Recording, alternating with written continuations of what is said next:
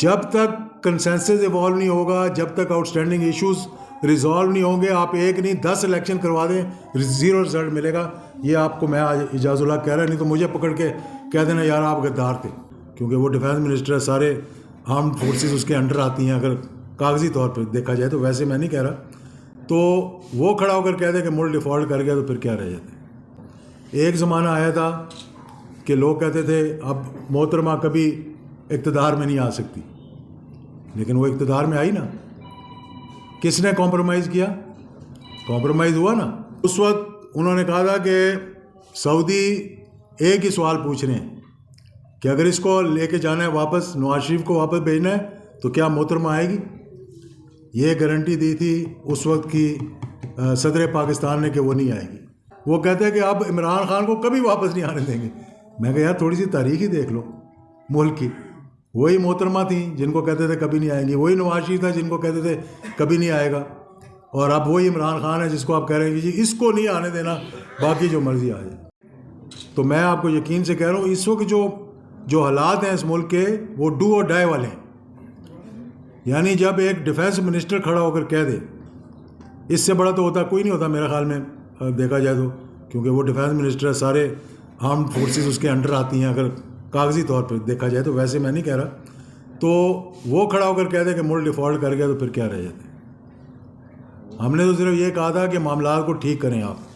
تو اس بارے میں دیکھیں اور بھی غلط فہمیاں بڑی ہوئی ہیں. میں یہ بڑے دکھ کے ساتھ یہ بات کر رہا ہوں.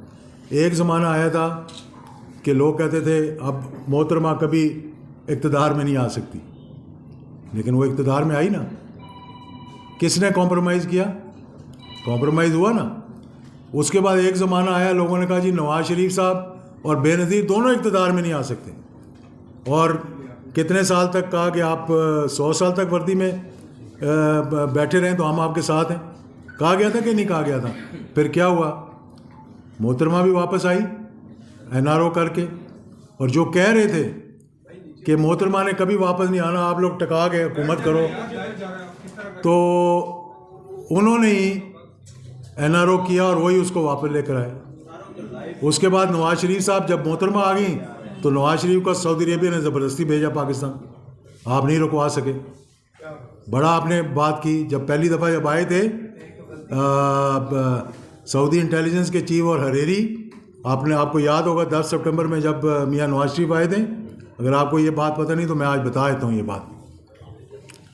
اس وقت انہوں نے کہا تھا کہ سعودی ایک ہی سوال پوچھ رہے ہیں کہ اگر اس کو لے کے جانا ہے واپس، نواز شریف کو واپس بھیجنا ہے تو کیا محترمہ آئے گی. یہ گارنٹی دی تھی اس وقت کی صدر پاکستان نے کہ وہ نہیں آئے گی. جس دن محترمہ لینڈ ہوئی، اس کے بعد کراچی میں دھماکہ ہوا، اس کے بعد پنڈی میں وہ اللہ کو پیاری ہو گئیں. مطلب جس دن وہ لینڈ کی اس دن سعودی عربیہ نے کہا کہ اب یہ بھی جائے گا واپس، تم روک کے دکھاؤ. 5 مرتبہ ہمارے وزیر خارجہ کو بلایا جو بہانے کرتا رہا، اور آخر بلا کر انہوں نے کہا کہ واپس جاؤ، اور بڑے پروٹوکول کے ساتھ بھیجا واپس. تو آپ کس طرح روک سکتے ہیں؟ آج صبح میں ایک وزیر کی پریس کانفرنس سن رہا تھا، وہ کہتے ہیں کہ اب عمران خان کو کبھی واپس نہیں آنے دیں گے. میں کہا یار تھوڑی سی تاریخ ہی دیکھ لو ملک کی. وہی محترمہ تھیں جن کو کہتے تھے کبھی نہیں آئیں گی، وہی نواز شریف تھا جن کو کہتے تھے کبھی نہیں آئے گا، اور اب وہی عمران خان ہے جس کو آپ کہہ رہے ہیں کہ جی اس کو نہیں آنے دینا، باقی جو مرضی آ جائے.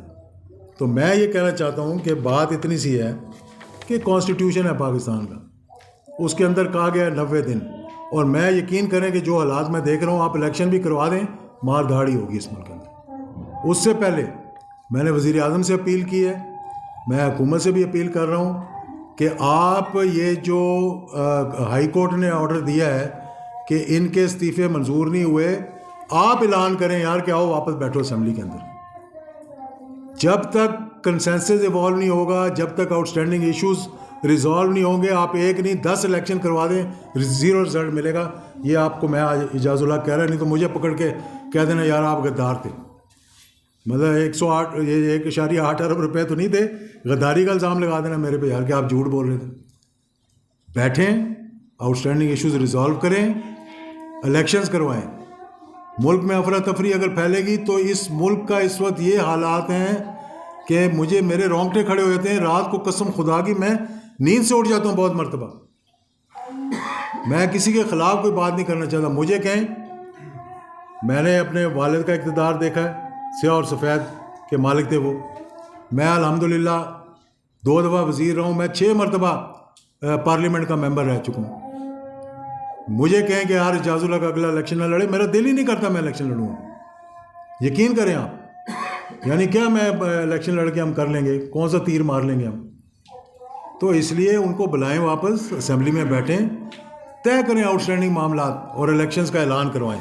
اس وقت ایک بڑا اچھا کوڈ ہے کہ پوائزن کو ختم کرنے کے لیے مزید پوائزن نہیں دینا چاہیے.